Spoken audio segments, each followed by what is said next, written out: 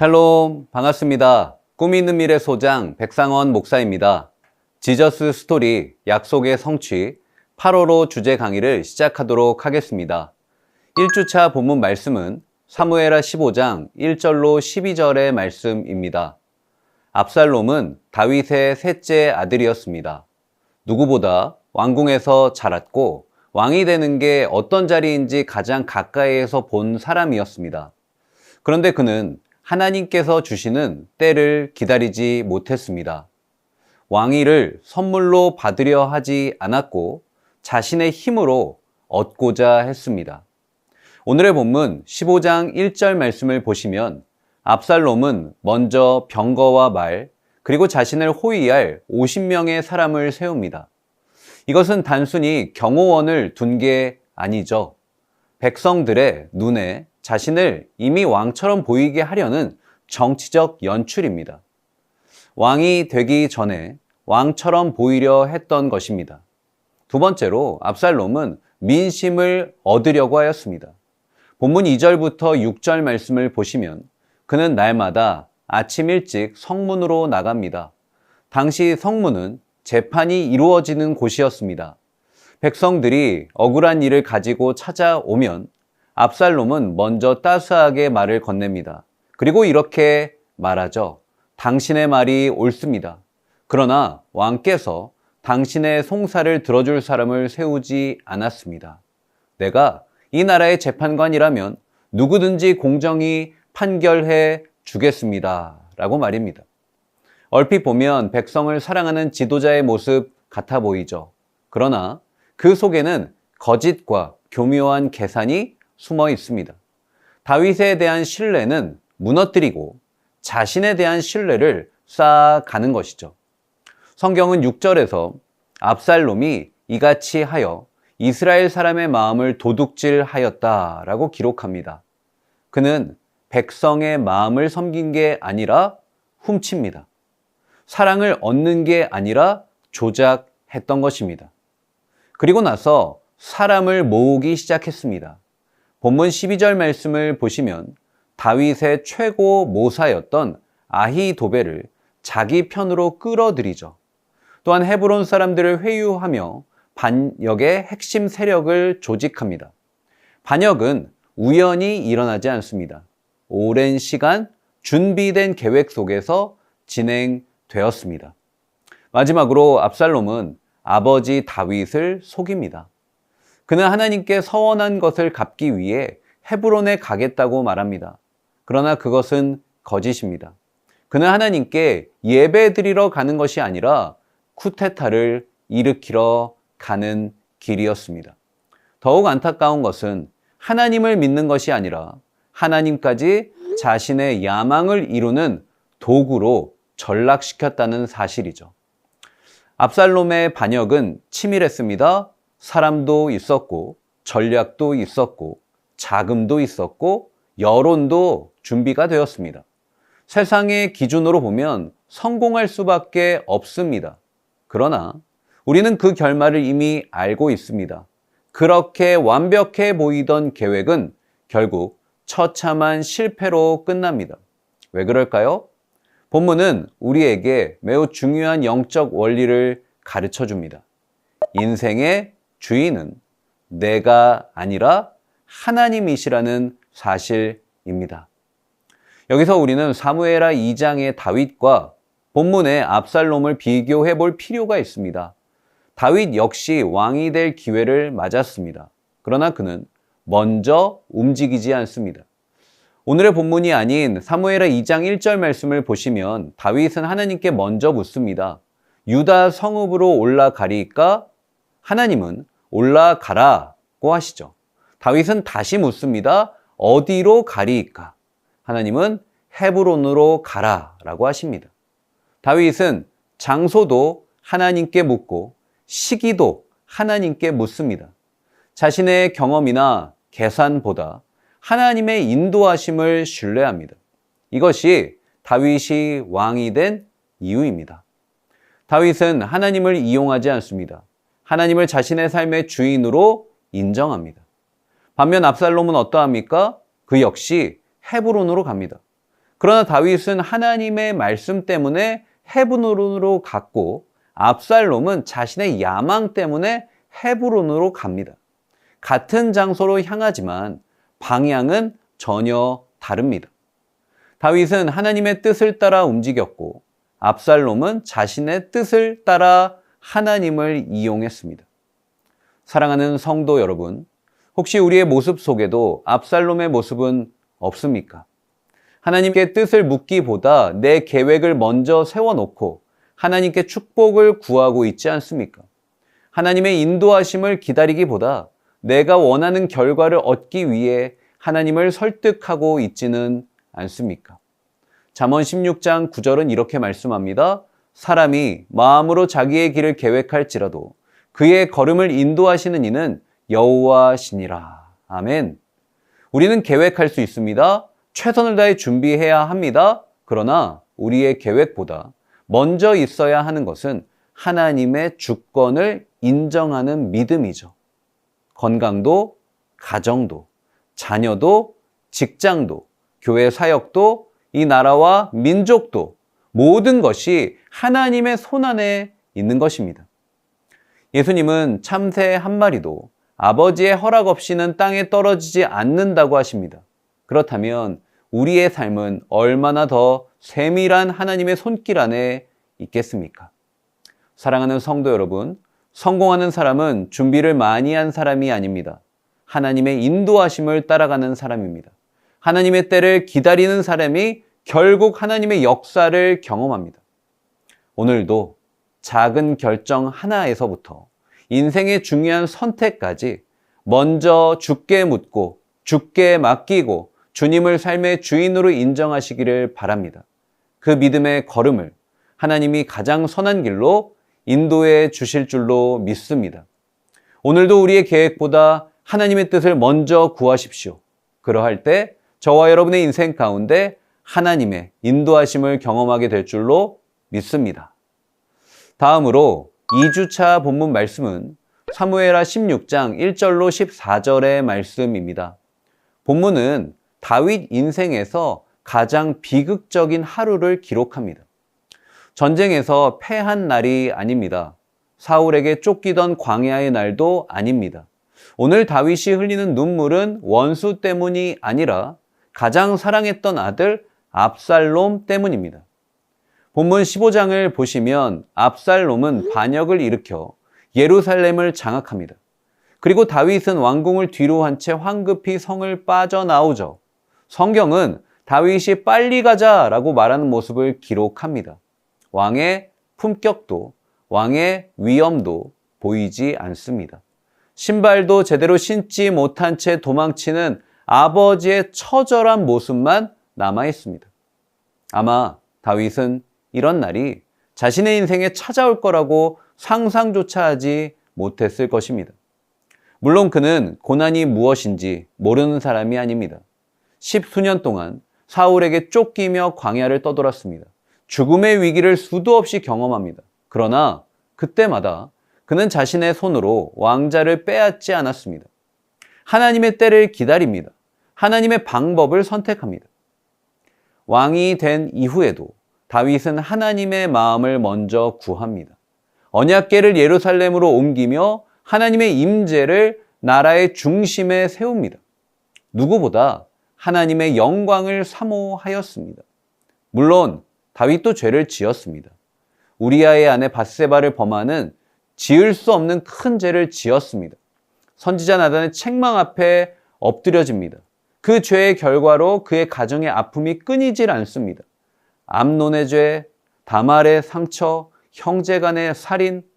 그러나 그 모든 일을 겪으면서도 다윗은 한 가지 생각을 하지 못합니다.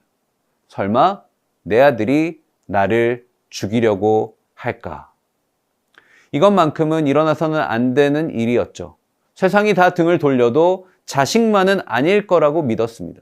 아무리 사람들이 압살롬을 조심하라 말해도 끝까지 아들을 믿었습니다. 그런데 그 아들이 칼을 들이댑니다. 사랑하는 성도 여러분, 인생에는 어느 정도 예상했던 고난이 있습니다. 질병도, 경제적 어려움도, 관계의 갈등도, 어느 정도 예상하며 살아갑니다. 그래서 어느 정도는 마음의 준비를 하죠. 그러나 우리를 무너뜨리는 것은 대부분 예상치 못한 고난입니다.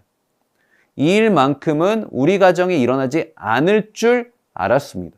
이 사람만큼은 나를 배신하지 않을 줄 알았습니다. 이런 일은 절대로 내 인생에는 없을 줄 알았습니다. 바로 그런 순간이 찾아올 때 우리는 흔들립니다. 당황합니다. 그리고 하나님께 묻습니다. 하나님, 왜 하필 저입니까? 오늘 하나님은 다윗의 이야기를 통해 우리에게 말씀하시죠. 믿음은 예상했던 고난을 견디는 게 아니라 예상치 못한 고난 속에서도 하나님을 신뢰하는 것이다. 생각해 보십시오. 왜 하나님은 다윗의 영광만 기록하지 않았을까요? 왜 골리앗을 쓰러뜨린 스토리만 남기지 않았을까요? 왜 왕이 된 성공만 기록하지 않았을까요? 가장 수치스럽고 가장 아픈 가정의 스토리까지 왜 숨김없이 보여주실까요? 이유는 하나입니다. 하나님의 은혜는 성공할 때만 함께하는 은혜가 아닙니다. 가장 무너진 인생의 밑바닥에서도 우리를 붙드시는 은혜라는 사실을 보여주시는 것입니다. 다윗은 넘어졌습니다. 하지만 하나님은 떠나지 않았습니다. 배신당했습니다. 하지만 하나님은 원망하지 않았습니다. 왕자를 잃었습니다. 하지만 하나님을 잃지 않았습니다. 그래서 그의 인생의 마지막은 실패가 아닌 은혜였습니다. 사랑하는 성도 여러분, 오늘 우리에게도 이해할 수 없는 일이 일어나곤 합니다. 도저히 받아들일 수 없는 아픔이 찾아오기도 합니다. 하지만 우리의 마지막은 오늘의 눈물이 결정하지 않습니다. 우리의 마지막은 끝까지 함께 하시는 하나님이 결정하십니다. 로마서 8장 28절 말씀은 이렇게 고백합니다. 하나님을 사랑하는 자, 곧 그의 뜻대로 부르심을 입은 자들에게는 모든 것이 합력하여 선을 이루느니라. 아멘. 모든 것에는 우리가 이해하는 일만 있는 게 아니죠. 이해하지 않는 일, 받아들일 수 없는 일, 예상하지 못한 고난도 포함됩니다. 하나님은 그것마저도 선으로 바꾸십니다. 사랑하는 여러분, 예상치 못한 위기가 찾아왔다고 믿음을 내려놓지 마십시오. 생각지 못한 고난이 찾아왔다고 인생을 포기하지 마십시오. 오늘의 눈물이 우리의 결말이 아닙니다. 십자가가 부활로 이어졌듯, 광야가 가나안으로 이어졌듯, 다윗의 눈물이 하나님의 회복으로 이어졌듯, 하나님을 끝까지 신뢰하는 사람의 마지막은 언제나 하나님의 은혜입니다. 오늘도 이해되지 않는 현실보다 신실하신 하나님을 바라보시길 바랍니다. 환경보다 약속을 붙드시길 바랍니다. 문제보다 크신 하나님을 바라보세요. 그 믿음으로 오늘의 위기를 지나 하나님의 은혜를 경험하는 저와 여러분 되시기를 축원합니다. 3주차 본문 말씀은 사무엘하 18장 1절로 15절의 말씀입니다. 군사학자들에 따르면 전쟁의 승패는 군사의 많고 적음의 절대적 영향을 받는다고 합니다. 그 다음으로 중요한 게 좋은 무기를 갖고 있는가입니다. 전쟁은 숫자 싸움입니다. 숫자가 많은 쪽으로 기울 수밖에 없는 시소 게임이죠. 하지만 본문 말씀에서 성경은 다윗 군대의 숫자에 주목하지 않습니다. 성경 기자는 오늘의 본문 말씀에서 다윗의 군대가 압살롬의 군대의 대승을 거둘 수 있는 이유를 두 가지로 정리하죠. 첫째로 다윗의 뛰어난 용병술입니다. 본문 1절과 2절 말씀에서 다윗은 군대의 조직을 정비합니다. 그는 천부장과 백부장을 세우고 전투를 효율적으로 하기 위해 3명의 장수 휘하에 군사를 3분의 1씩 재배치합니다. 이를 통해 다윗의 군대는 쏠림 현상을 극복하고 보다 체계적인 운영이 가능하였습니다. 둘째로 다윗과 군사들의 단합입니다. 본문 2절 하반절 말씀에서 다윗은 군사들에게 이렇게 외치죠. 나도 반드시 너희와 함께 나가리라. 군사들은 다윗이 자신의 목숨을 아끼지 아니하고 자신들과 함께 한다는 사실에 사기가 오릅니다. 사기가 한껏 오른 그들은 본문 3절 말씀에서 자신의 목숨도 아끼지 않고 싸울 것을 결의합니다. 성경 기자는 다윗의 군대가 대승을 거둘 수 있었던 이유 두 가지를 제시합니다. 하지만 이것은 어디까지나 표면적 이유입니다. 성경 기자의 액센트는 여기에 있지 않습니다. 성경 기자는 수세에 몰린 다윗의 군대가 이렇게 드라마틱하게 회복된 모습을 통해 하나님의 회복하시는 역사를 강조합니다. 다윗이 군대를 효율적으로 전략적으로 재구성할 수 있는 기회와 지혜를 주신 분은 하나님이시죠. 압살롬에게 주도권을 뺏기고 패색이 짙은 군사들의 사기를 다시 회복시키신 분이 누구입니까? 하나님이십니다. 결국 다윗의 군대의 필승 카드는 바로 하나님의 은혜입니다. 이 세상에는 두 종류의 인생이 있습니다. 이 세상 대부분의 인생은 자기 힘으로 살아갑니다. 열심히 노력하면 좋은 결과 얻습니다. 하지만 좋은 결과의 한계선은 자기 능력의 마지노선입니다. 두 번째 인생은 하나님을 의지하는 인생입니다. 하나님이 눈에 보이지 않아도 눈에 보이지 않는 하나님을 모시고 사는 인생이죠. 이런 인생은 나의 힘과 능력과 비교할 수 없는 하나님의 스케일을 경험합니다. 다윗이 바로 그런 인생이었습니다. 다윗의 인생의 숱한 고난 속에서 그는 자신의 능력이 아닌 하나님의 능력으로 극복하죠. 그는 그가 꿈꿀 수 없는 위대한 기적의 주인공이 됩니다. 바라기는 오늘 말씀을 통해 저와 여러분이 매 순간 하나님을 의지할 수 있기를 축복합니다. 다윗은 본문 5절 중반 이하에 젊은 압살롬을 너그러이 대하라고 신신당부합니다. 하지만 그의 간절한 부성애와 달리 성경 기자는 압살롬의 비극적 최후를 자세히 묘사합니다. 압살롬은 본문 9절 말씀에서 노새를 타고 도망가다가 그의 머리털이 상수리 나무에 걸립니다. 나무에 걸려있던 그는 결국 요압에게 죽습니다.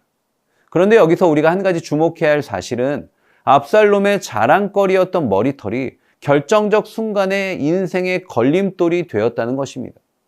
교만한 자의 자랑거리는 하나님의 심판거리가 됩니다. 겸손한 자의 자랑거리는 하나님의 감사 제목이 되죠. 여러분의 자랑거리는 하나님의 심판거리입니까? 아니면 하나님을 향한 감사의 제목입니까? 바라기는 오늘 하루도 매 순간 하나님 앞에 겸손하게 감사의 제목이 넘쳐나기를 소망합니다. 4주차 본문 말씀은 사무엘하 22장 1절로 25절의 말씀입니다. 오늘의 본문은 다윗 인생의 마지막에 드리는 감사의 찬양입니다. 사무엘하 22장은 한편의 승전가이지만 사실 전쟁의 승리를 자랑하는 노래가 아닙니다. 자신을 끝까지 붙드신 하나님을 찬양하는 믿음의 고백이죠. 본문 1절을 보시면 여호와께서 다윗을 모든 원수의 손과 사울의 손에서 구원하신 그날에 라고 기록합니다. 다윗이 이 노래를 불렀다고 강조합니다. 여기서 중요한 게 다윗이 원수를 이긴 날을 노래한 것이 아니라는 겁니다. 하나님이 자신을 구원하신 날을 노래했다는 것입니다. 사람은 자신의 능력을 기억합니다. 하지만 믿음의 사람은 하나님의 은혜를 기억합니다. 다윗은 어떠한 삶을 경험하였습니까? 본문 5절과 6절 말씀에 보니까 다윗은 자신의 지난 날을 이렇게 표현하죠. 사망의 물결이 나를 메우고 불의의 창수가 나를 두렵게 하였으며 수월의 줄이 나를 두르고 사망의 올무가 내게 이르렀도다. 다윗은 자신의 인생을 성난바다 한가운데 있는 사람으로 묘사합니다. 거센 파도가 사방에서 밀려옵니다. 도망칠 수 없습니다. 발 디딜 틈도 없습니다. 사울의 추격은 단순한 갈등이 아닙니다. 언제 죽어도 이상하지 않으리만큼 절망적 사건입니다. 그는 수없이 광야를 떠돕니다. 동굴에 숨어 있습니다. 사랑하는 사람들과 생이별을 경험합니다. 겉으로는 담대한 믿음의 사람처럼 보입니다. 하지만 그의 마음에도 두려움은 있습니다. 그래서 다윗은 두려움을 숨기지 않습니다. 성경은 믿음의 사람은 두려워하지 않는 사람이라고 말하지 않습니다. 두려움 속에서도 하나님을 붙드는 사람이 믿음의 사람이라고 말합니다. 사랑하는 성도 여러분, 우리의 삶도 다르지 않습니다. 우리에게도 사망의 물결처럼 밀려오는 문제가 있습니다. 건강의 문제일 수도 있고요. 가정의 문제일 수도 있고요. 사업과 직장의 어려움일 수도 있고 자녀에 대한 염려일 수도 있죠. 때로는 이유도 알 수 없는 두려움이 우리의 마음을 덮칠 때가 있습니다. 자, 그렇다면 믿음의 사람은 두려움 앞에서 어떻게 반응해야 할까요? 첫째로 기도의 자리로 나아가야 합니다. 본문 7절 말씀을 함께 보시면 내가 환난 중에서 여호와께 아뢰며 나의 하나님께 아뢰었더니 그가 그의 성전에서 내 소리를 들으시며 나의 부르짖음이 그의 귀에 들렸도다. 여기서 눈여겨볼 표현이 있습니다. 다윗은 하나님을 나의 하나님이라고 부릅니다. 환경은 달라졌습니다. 하지만 하나님은 달라지지 않았습니다. 환난은 찾아왔습니다. 하지만 하나님은 여전히 나의 하나님이시죠. 그래서 다윗은 문제를 바라보지 않고 하나님께 나아갑니다. 생각해 보십시오. 시편의 대부분은 언제 기록되었습니까? 왕궁에서 편안할 때가 아닙니다. 광야에서 쫓길 때입니다. 동굴에 숨어 있을 때입니다. 사방이 막혀 아무것도 할 수 없을 때입니다. 사람은 막다른 골목에 서면 두 가지를 선택합니다. 원망하거나 기도하거나. 다윗은 원망을 선택하지 않습니다. 기도를 선택합니다. 왜일까요? 기도는 상황을 바꾸기 전에 먼저 우리의 시선을 하나님께 옮기기 때문이죠. 사랑하는 성도 여러분, 혹시 지금 내 힘으로 감당할 수 없는 문제 앞에 계세요? 기도보다 걱정이 앞서고 계세요? 사람을 찾아가기 전에 하나님께 먼저 무릎을 꿇고 계신가요? 오늘 하나님은 우리에게 말씀하십니다. 두려움은 기도로 이겨야 한다. 기도는 마지막 선택이 아닌 첫 번째 선택이어야 한다. 기도는 우리가 할 수 없는 일을 하나님이 하실 수 있음을 고백하는 것이다. 두 번째로 하나님은 기도하는 자를 반드시 구원하십니다. 본문 4절 말씀을 보시면 내가 찬송받으실 여호와께 아뢰리니 내 원수들에게서 구원을 받으리로다. 놀라운 것은 다윗이 구원을 받았노라가 아니라 구원을 받으리로다 라고 고백하는 것입니다. 아직 문제가 끝나지 않았습니다. 그러나 그는 이미 하나님의 응답을 확신합니다. 왜 그렇습니까? 다윗은 자신의 경험보다 하나님의 신실하심을 더 믿었습니다. 지금까지 하나님이 자신을 한 번도 버리지 않았다는 사실을 기억했기 때문이죠. 시편 91편 15절은 이렇게 약속합니다. 그가 내게 간구하리니 내가 그에게 응답하리라. 그들이 환난당할 때에 내가 그와 함께하여 그를 건지고 영화롭게 하리라. 아멘. 하나님은 환난이 없다고 약속하시지 않습니다. 환난 가운데 함께 하신다고 하시죠. 건져내시겠다고 약속하십니다. 이것이 믿음의 근거이죠. 사랑하는 성도 여러분, 우리의 기도가 응답되는 이유는 우리 믿음이 커서가 아닙니다. 우리가 기도하는 하나님이 크시기 때문이죠. 그러므로 기도할 때 응답을 기대하십시오. 문제보다 크신 하나님을 바라보세요. 오늘의 기도가 내일의 간증이 될 것입니다. 기도하는 사람은 결국 하나님의 일하심을 볼 것입니다. 눈물로 드린 기도는 결코 떨어지지 않습니다. 하나님은 정확한 때에 선한 방법으로 응답하실 것입니다. 두려움이 밀려올수록 기도의 자리로 나아가시길 바랍니다. 그리고 환난이 깊어질수록 하나님의 약속을 붙드시고 오늘도 살아계신 하나님께서 우리의 기도를 들으시고 역사할 것을 선포하십시오. 기도하는 사람은 결코 망하지 않습니다. 하나님이 반드시 구원해 주실 줄로 믿습니다. 오늘도 기도의 무릎으로 하나님의 능력을 경험하고 하나의 간증을 써내려가는 저와 여러분 되시기를 주님의 이름으로 간절히 축원합니다. 마지막으로 5주차 본문 말씀은 사무엘하 24장 1절로 9절의 말씀입니다. 스티븐 코비는 성공하는 사람들의 7가지 습관에서 성공은 우연이 아니라 습관의 결과라고 합니다. 삶을 주도적으로 살아가고 끝을 생각하며 시작하고 가장 중요한 것을 먼저 하고 끊임없이 자신을 성장시키는 사람이 성공한다고 합니다. 물론 일리가 있죠. 성공은 결코 우연히 찾아오지 않습니다. 그러나 성경은 한 걸음 더 나아가 질문합니다. 정말 성공하는 이유가 무엇일까? 오늘의 본문은 다윗의 인생을 통해 그 질문에 답을 합니다. 다윗이 왕이 되었을 때 이스라엘의 현실은 결코 희망적이지 않았습니다. 블레셋과의 전쟁에서 패했고 사울과 요나단은 전사했습니다. 나라는 유다와 이스라엘로 갈라져 있었고 백성들 마음도 하나가 아니었습니다. 누가 보아도 성공하기 어려웠습니다. 그러나 하나님은 다윗을 통해 분열된 나라를 하나 되게 하십니다. 블레셋을 물리치게 하셨고 영토를 넓히게 하셨으며 이스라엘의 평화를 허락하십니다. 사람들은 다윗을 성공한 왕이라 평가했습니다. 하지만 다윗은 그 성공의 이유를 잘 알고 있습니다. 자신이 아니라 하나님이시라는 것을 말이죠. 사무엘하를 읽어보면 다윗은 중요한 순간마다 하나님께 묻습니다. 전쟁을 앞두고도 하나님께 묻습니다. 왕이 되는 자리에서도 하나님께 묻습니다. 그는 자신의 전략보다 하나님의 인도를 더 신뢰합니다. 그래서 그의 승리는 군사력이 아니라 하나님의 손에서 시작됩니다. 사랑하는 성도 여러분, 우리도 인생을 살아가며 성공을 꿈꿉니다. 가정이 잘 되기를 원하고 자녀가 형통하기를 원하며 맡겨진 사역과 일이 열매 맺기를 원합니다. 그런데 하나님께서는 오늘 우리에게 질문하십니다. 너는 무엇 때문에 성공했다고 생각하느냐? 이 질문에 대한 대답이 우리의 영적 상태를 대변합니다. 본문에서 다윗은 매우 큰 실수를 저지르죠. 그는 이스라엘과 유다의 인구를 조사합니다. 겉으로 보면 단순한 행정 업무처럼 보입니다. 그러나 하나님은 그것을 죄라고 말씀하시죠. 왜 그렇습니까? 본문 9절 말씀을 보시면 요압은 칼을 빼는 자의 수를 보고합니다. 다윗이 알고 싶었던 것은 백성의 숫자가 아니라 자신의 힘의 크기였습니다.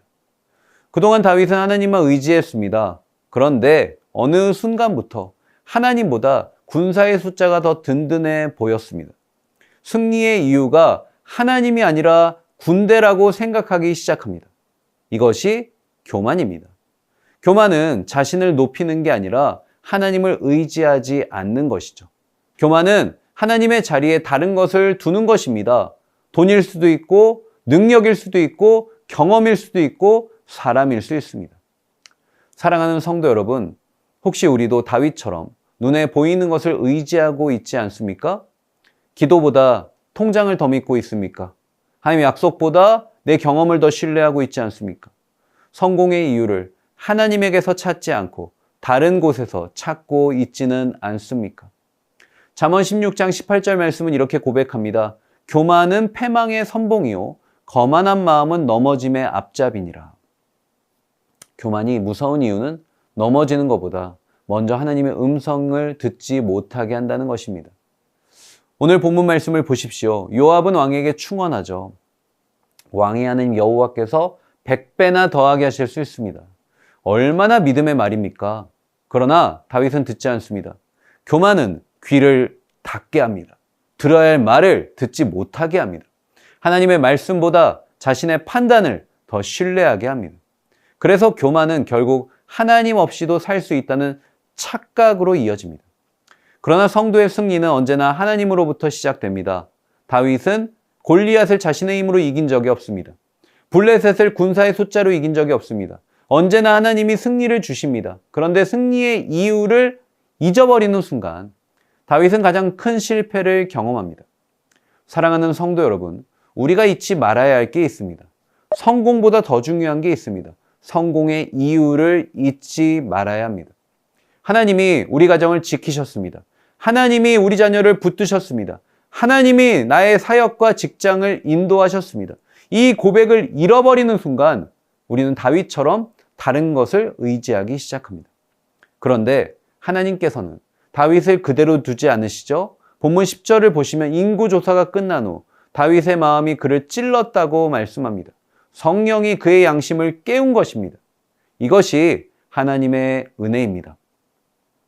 진짜 은혜는 넘어지지 않는 게 아닙니다. 넘어졌을 때 죄를 깨닫게 하는 것입니다. 다윗은 변명하지 않습니다. 핑계대지 않습니다. 곧바로 하나님 앞에 나아갑니다. 내가 이 일을 행함으로 큰 죄를 범하였나이다. 이것이 다윗이 하나님의 마음에 합한 사람이었던 이유입니다. 완벽해서가 아니라 회개하였기 때문이죠. 죄를 죄로 인정하였기 때문입니다. 사랑하는 성도 여러분, 하나님은 완벽한 사람을 사용하시는 게 아닙니다. 하나님은 회개하는 사람을 붙드십니다. 실수하지 않는 사람이 아니라 실수를 하나님 앞에 가져오는 사람을 세우십니다. 비록 다윗은 죄의 결과로 하나님의 징계를 받았습니다.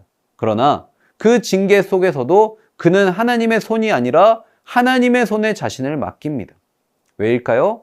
하나님의 공의보다 하나님의 긍휼이 더 크다는 사실을 믿었기 때문입니다. 결국 다윗은 심판 속에서도 하나님의 은혜를 경험합니다. 우리 인생의 성공은 우리 능력의 결과가 아닙니다. 하나님이 베푸신 은혜의 열매입니다.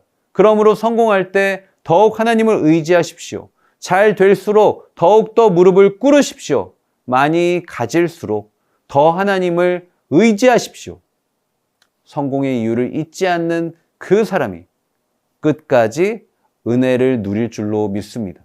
오늘도 우리의 힘과 능력이 아니라 살아계신 하나님만 의지할 수 있기를 축복합니다. 하나님을 우리 인생의 유일한 성공의 이유로 고백하는 저와 여러분 되시길 주님의 이름으로 간절히 축복합니다. 감사합니다.